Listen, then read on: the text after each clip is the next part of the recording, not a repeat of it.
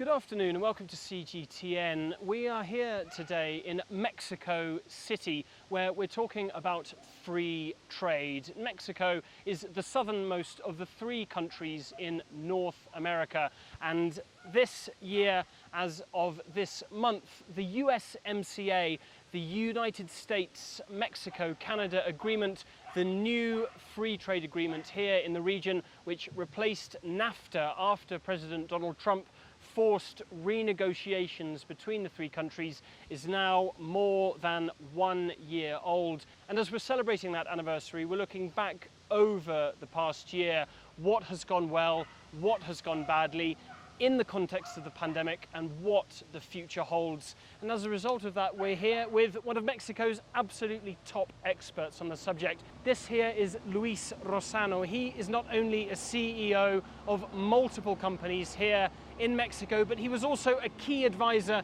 to the Mexican government's renegotiating team during those free trade renegotiations. So Luis, thank you so much for being here with us this morning.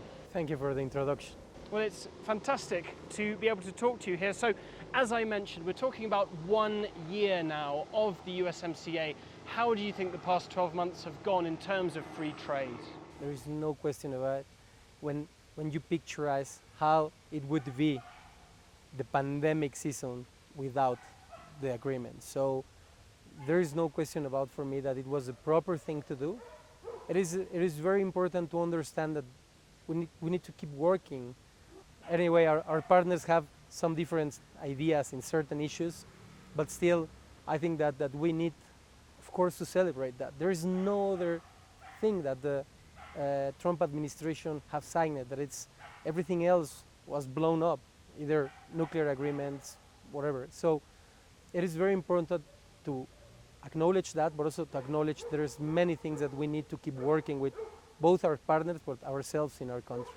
So, talking first on the pros, Mexico, you mentioned that in the context of the pandemic, this is the best possible thing for this country, and we've certainly seen a great deal of investment since that coming into Mexico from international companies who are seeking to make the most of the fact that doing business inside the free trade zone, because one of the important things is that changed from NAFTA to the USMCA is that more things have to be manufactured in here, inside North America. So how has that been for Mexico? There are two things that has made the world turn their side into regionalization of things.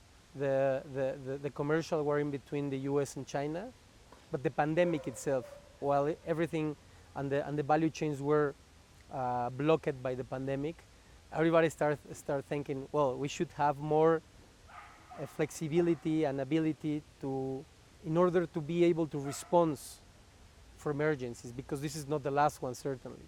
Of course, Mexico has profit into that, out of the nearshoring that we're experiencing from companies from the USA or Canada that need to have a hub for very competitive manufacturing, which is Mexico, as it is.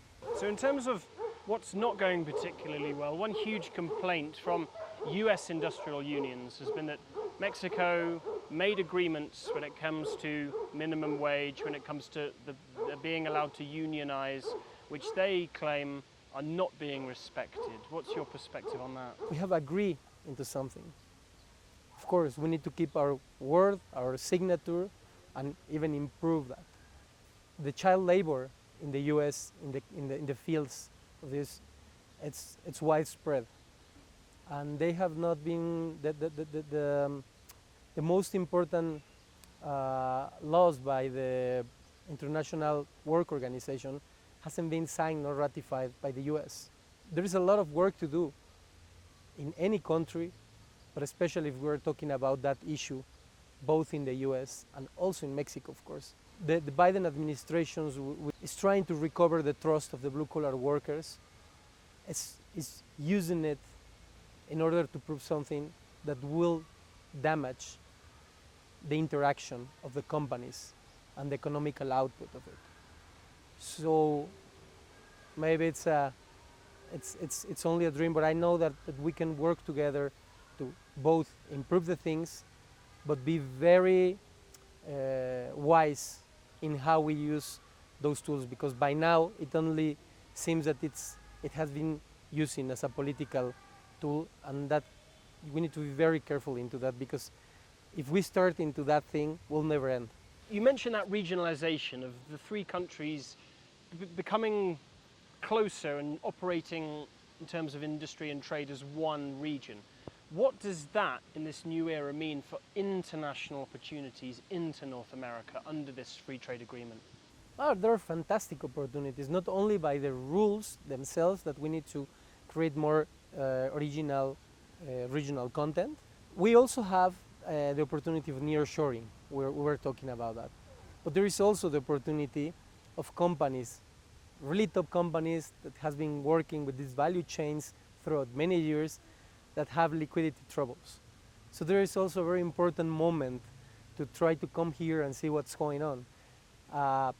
Not, for example, in investing in those companies that are already into that value chain. So there is huge opportunity for companies, of course, from every part of the world, but most especially in between the war, the commercial war in between the US and China.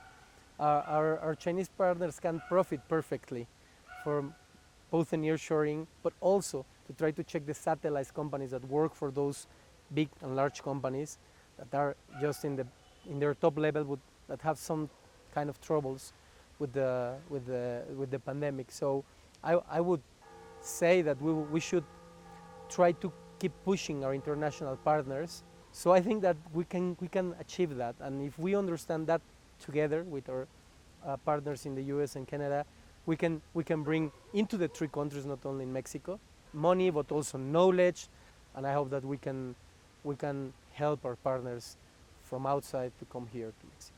In talking about the future of the USMCA, you mentioned that within the next 5 or 6 years there are going to be renegotiations of this trade deal, something that you mentioned, is going to be essential. So what are the major changes probably that we will see wanted after the experience of these first 12 months of this new free trade deal? It was very harsh to negotiate with the Trump administration. It was at some times impossible, and there are many things that we forfeit in order to get that thing done. It's not only the US that wants new things and better things. We know exactly what we forfeit and we want it back. Even though I'm again really proud of what we achieved in the digital commerce chapter, it is a chapter for yesterday. We already need a new one. Maybe we should not wait until those 6 years, but what I'm trying to say is that there are things that if we have the proper negotiation table, we can achieve even better things. And there are people that are already working into how we envision that future. Wow. Luis Rosano, thank you so much for taking the time to talk to us. It's always a pleasure and honor. Thank you.